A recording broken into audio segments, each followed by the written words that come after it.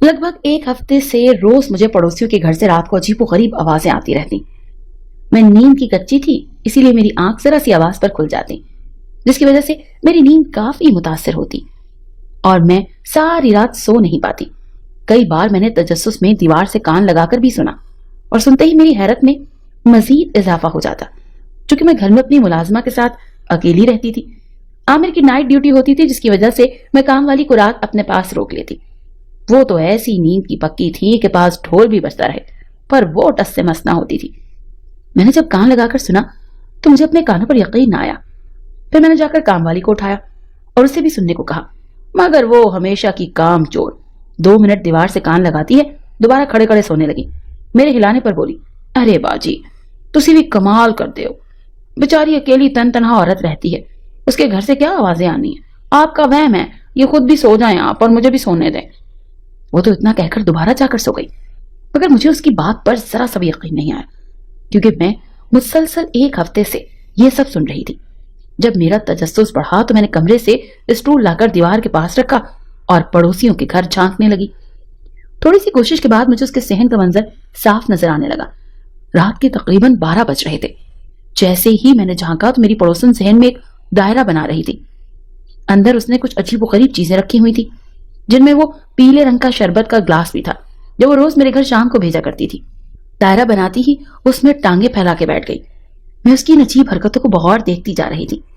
میں یہ جاننے کی کوشش کر رہی تھی کہ آخر وہ کر کیا رہی ہے. اتنی ہی دیر میں اس کے برآمدے سے نکلتے ہوئے وجود کو دیکھ کر میری سانس وہیں اٹک گئی. میں لڑکھڑا کر اسٹول سمیت ہی گر گئی اور دوبارہ اٹھنے کی ہمت ہی نہ رہی، کیونکہ میری پڑوسن کے ساتھ تو میرا نام ریشما ہے. خاندان میں جلدی شادی کر دینے کا رواج تھا، اسی لیے میری شادی بھی جوانی کی دہلیز پر قدم رکھتے ہی کر دی گئی. شروع کا کچھ عرصہ تو سسرال میں گزرا، مگر پھر عامر جو کہ کراچی میں ایک فیکٹری میں ملازمت کرتے تھے، میں ان کے ساتھ کراچی آ گئی. عامر تو اس حق میں نہیں تھے کیونکہ وہ چاہتے تھے کہ میں گھر رہ کر ان کے ماں باپ کی خدمت کروں، مگر میری ساس نے اپنی خواہش کی خاطر بضد ہو کر مجھے ان کے ساتھ روانہ کر دیا. شادی کے 1 ہفتے بعد ہی عامر واپس کراچی چلے گئے، مگر اس کے بعد 3 مہینے گزرنے کے بعد بھی واپس نہ آئے. ہر بار چھٹی نہ ملنے کا بہانہ کر دیتے. اس ساری صورتحال کا جائزہ لینے کے بعد میری ساس نے اپنی بیماری کا بہانہ بنا کر انہیں بلایا اور پھر مجھے ساتھ لے جانے کی ضد کرنے لگی. عامر نے بڑا اصرار کیا کہ ابھی وہاں کوئی گھر نہیں لیا، پہلے جا کے گھر لے لوں پھر ریشما کو لے جاؤں گا، مگر میری ساس نے اس کی ایک نہ سنی. اس طرح شوہر کے نہ چاہتے ہوئے بھی میں ان کے ساتھ چل دی. شادی کے بعد ہم 1 مہینہ ہی ساتھ رہے تھے، اسی لیے میں ان سے زیادہ بات بھی نہیں کرتی تھی. مگر شادی کے بعد عامر کے ساتھ گزرا وہ پہلا سفر بہت یادگار تھا، جس میں مجھے احساس ہوا کہ عامر بہت خیال رکھنے والے شوہر ہیں. کراچی پہنچ کر ہم چند دن عامر کے دوست کے گھر رکے، جن کی بیوی سے میری اچھی دوستی ہو گئی. عامر کے دوست نے عامر کو گھر ڈھونڈنے میں مدد کی اور جلدی ہمارے رہنے کا بندوبست ہو گیا. میں اپنے گھر میں آ کر بہت خوش تھی. میں نے اچھے سے گھر کو سجانا شروع کیا، روز اچھا سا تیار ہو جاتی. یہ مشورہ میری ساس نے ہی دیا تھا کہ عامر کے سامنے اچھے کپڑے اور اچھے حلیے میں جاؤ. کچھ ہی عرصہ ساتھ رہنے سے ہم دونوں میں محبت بہت گہری ہو گئی تھی. میں ان کے بغیر ایک دن بھی نہیں رہتی تھی. میں عامر کے کام کاج اور گھرداری میں اتنی مصروف ہو گئی کہ آس پڑوس کے گھر نہ کبھی آنا جانا ہوا اور نہ ہی کبھی کوئی بات ہوئی. ایک دن جب عامر شام کو گھر آئے تو ان کے چہرے پر کافی اداسی چھائی ہوئی تھی. میں نے پہلی نظر میں ہی بھانپ لیا تو پوچھنے لگی، مگر وہ ٹالتے رہے. اس دن کے بعد سے ان کے چہرے پر سے پریشانی نہ گئی. وہ گھر آ کر بھی خاموش رہتے، نہ زیادہ بات کرتے نہ ہی پہلے والی کوئی بات تھی. ایک دن لیٹے لیٹے انہوں نے مجھ سے پوچھا کہ میں آس پڑوس میں کیوں نہیں جاتی ہوں. کوئی وجہ تھی ہی نہیں، اسی لیے میں نے بتا دیا کہ وقت ہی نہیں ملتا. تبھی انہوں نے مجھے بتایا کہ پڑوس میں کچھ نئے لوگ منتقل ہوئے ہیں. وہ آدمی باہر رہتا ہے، اسی لیے اس کی بیوی اور 2 بچے گھر میں اکیلے ہوتے ہیں. تم کچھ وقت اس کے ساتھ گزار آیا کرو. میں نے حامی بھر لی اور اگلے ہی دن کام کاج کر کے میں پڑوس میں جا پہنچی. وہ عورت مجھے بہت پسند آئی. ایک زندہ دل خاتون تھی. اس کے بچے بھی اتنے ہی پیارے تھے. وہ مجھ سے ایسے ملی جیسے مجھے صدیوں سے جانتی ہو. اس دن کے بعد سے ہمارا ایک دوسرے کے گھر آنا جانا شروع ہو گیا. اس عورت نے کام کاج کے لیے ایک ملازمہ رکھی ہوئی تھی جو اس کے گھر کی صفائی ستھرائی کرتی. ایک دن باتوں باتوں میں پڑوسن کی نظر میری ہاتھوں پر پڑی تو حیرت سے میرے ہاتھوں کو اس نے پکڑا اور میرے خوبصورت ہاتھوں کو اپنے نرم ہاتھوں سے موازنہ کیا. میں نے مسکرا کر کہا کہ آپ تو گھر کا کوئی کام نہیں کرتی، مگر مجھے سارے کام کرنے پڑتے ہیں. تبھی اس نے مجھے ملازمہ رکھنے کا مشورہ دیا، مگر میں نہیں مانی. مگر جب اس کا اصرار بڑھا تو میں نے اس رات عامر کو یہ بات بتائی.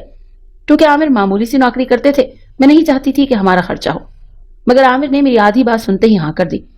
मैंने खुशी खुशी ये बात पड़ोसन को बताई और फिर उस दिन के बाद से उसकी काम वाली हमारे घर भी काम करने आने लगी। पहले तो वो आती और खामोशी से अपना काम कर जाती, मगर आहिस्ता आहिस्ता वो मुझसे बातें शेयर करने लगी और वो पड़ोसन के बारे में ऐसा अजीब अजीब बोलती कि मैं गुस्सा हो जाती और उसे झड़क देती, मगर वो फिर भी पास ना आती और कहती कि बाजी मुझे तो वो औरत ठीक नहीं लगती, भला जिसका शौहर ही नहीं है वो इतना सज धज कर क्यों रहती है।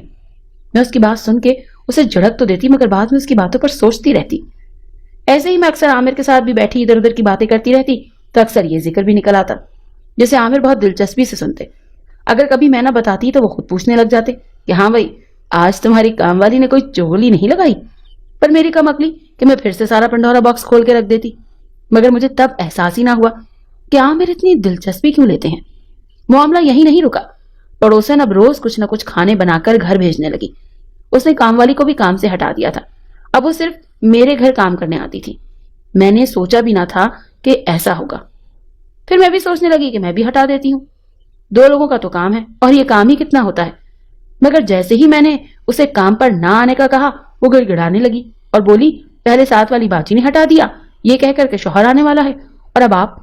फिर उसने अपनी मजबूरियों की वो लंबी लिस्ट सुनाई कि मुझे तरस आ गया और मैंने उसे रख लिया। एक दिन मगरिब का वक्त था जब आमिर आने वाले थे। दरवाजा बजा, मैं जैसे ही खोलने गई तो सामने पड़ोसन खड़ी थी और उसके हाथ में ग्लास में कोई पीले रंग की चीज थी। उसने वो मुझे थमाई। वो बोली कि अपने शौहर को पिला देना। मैंने सवाल भरी नजरों से उसे देखा। वो मेरे कुछ कहने से पहले ही बोली कि तुम पिला देना, फिर सुबह सारी तफसील बताऊंगी। इतना कहकर वो चली गई, मगर मुझे उसकी ये बात काफी अजीब लगी थी। मैं खोए हुए जहन से ही ग्लास हाथ में पकड़े कमरे में आ गई। कितनी ही देर उस ग्लास को देखती रही। दोबारा दरवाजा खटकने की आवाज पर मैं चौंक गई और ग्लास वहीं टेबल पर रखकर दरवाजा खोलने चली गई। इस बार आमिर आए थे। वो सीधा कमरे में चले गए जबकि मैं किचन में उनके लिए खाना गर्म करने लगी। मगर तकरीबन 5 मिनट ही गुजरे होंगे कि मैं भागकर कमरे की तरफ गई, मगर मेरे पहुंचने से पहले ही आमिर वो ग्लास जो वहां मौजूद था और जिसमें पीले रंग का शरबत था पी चुके थे। मुझे देखते ही खुशी से बोले कि ये तो बहुत मजे का था, रोज मेरे लिए बना के रखा करो। मैं खामोशी से वापस पलट गई। न जाने क्यों मुझे इस दफा पहली बार बुरा लगा था, लेकिन उस रात आमिर का मूड बहुत अच्छा था। अगले दिन जाते जाते वो दोबारा उस पीले शरबत की फरमाइश कर गए। मैंने पड़ोसन को जब ये बताया तो वो बहुत खुश हुई, मगर उसने उसको बनाने का तरीका बताने से मना कर दिया और बोली कि रोज शाम को मैं बनाकर भेज दिया करूंगी। चूंकि आमिर की ख्वाहिश थी इसीलिए मैंने पड़ोसन की बात मान ली, मगर मुझे ये बिल्कुल भी अच्छा नहीं लग रहा था। उस दिन के बाद से आमिर में एक अजीब सा बदलाव आ गया और एक दिन उन्होंने मुझे बताया कि उनकी नाइट ड्यूटी लग गई है। अब वो रात को घर नहीं आया करेंगे। उन्होंने मासी को साथ रखने का मशवरा दे दिया, मगर जब से आमिर की नाइट ड्यूटी पर वो जाना शुरू हुए थे तब से ही मुझे नींद नहीं आती थी। रही सही कसर पड़ोस से आती आवाजों ने पूरी कर दी। पहले तो मैंने कभी गौर न किया, मगर इन मुसलसल आवाजों ने मेरी तवज्जो अपनी तरफ कर ली और मैंने वो गलती कर ली। उसके बाद पछतावा मुझे उम्र भर रहना था। मेरे गिरने की आवाज से मुलाजमा भागकर मेरे पास आई और मुझे सहारा देकर उठाया, मगर सारा वजूद तो मिट्टी हो चुका था। अभी जो मंजर मैंने अपनी आंखों से देखा था उसके बाद तो कुछ कहने की हिम्मत ही नहीं हो रही थी, मगर मैं अब हकीकत जानना चाहती थी। इसीलिए मैंने मुलाजमों को लिया और पड़ोसियों के दरवाजों पर दस्तक देने लगी। काफी देर बाद भी जब उसने दरवाजा ना खोला तो आसपास के लोग भी जमा होना शुरू हो गए। फिर किसी ने दरवाजा तोड़ा और अंदर देखा तो सबके कदम वहीं जम गए। वो औरत सहन में बने दायरे में सोई हुई थी, जबकि आमिर करीब बैठे वो पीले रंग का जूस पीने में मसरूफ थे। इतने शोर के बाद भी दोनों में से किसी ने कोई हरकत ना की थी। मोहल्ले के बाकी मर्द तैश में आ गए। उन्होंने आमिर को दबोच लिया। इतने में वो औरत भी घबरा गई, मगर उसे भी 2 औरतों ने पकड़ लिया। पड़ोसन की हालत तो बिल्कुल ठीक थी, मगर आमिर ऐसे लग रहे थे जैसे उन पर किसी चीज का असर हो। वो खुद ही ऐसे जा रहे थे। सबको उस औरत पर शक होना शुरू हो गया, क्योंकि आमिर से सब वाकिफ थे, वो ऐसे नहीं थे। पकड़े जाने के खौफ से उसने भागने की कोशिश की, मगर नाकाम रही। तब उसने बताया कि वो उस शरबत में कोई दवाई मिलाकर पिलाती थी और आहिस्ता आहिस्ता आमिर को इमोशनल करके उन्हें घर बुलाना शुरू कर दिया। फिर वो दवाई मिलाकर शरबत पिलाकर बाहर सहन में बैठकर उनसे बातें वगैरह करके अपने शौहर की कमी पूरी करती थी। अगले दिन सुबह आमिर को कुछ भी याद नहीं होता था। सब उस औरत की चालाकी पर दंग रह गए थे। अभी भी उसके चेहरे पर कोई शर्मिंदगी के आसार नहीं थे। मैं आमिर को घर ले आई और उस औरत को सबने मोहल्ले से जाने का कह दिया। अगली सुबह एक नया उजाला था। वो औरत हमारे मोहल्ले से जा चुकी थी और आमिर को हमेशा की तरह कुछ याद नहीं था। मैंने भी उन्हें कुछ बताकर शर्मिंदा न किया और दोबारा अपनी जिंदगी को मामूल पर लाने की कोशिश करने लगी। इस सब से मुझे ये सबक मिल गया कि बिना जाने सिर्फ जाहिरी दिखावे को देखकर کسی پر اعتبار نہیں کر لینا چاہیے، ٹھوکر کھا کر ہی صحیح، مگر مجھے سمجھ آ گئی تھی اگر میں وہ سب نہ دیکھتی تو نہ جانے وہ میرے شوہر کو کب تک اپنے مفاد کے لیے استعمال کرتی رہتی اور ہم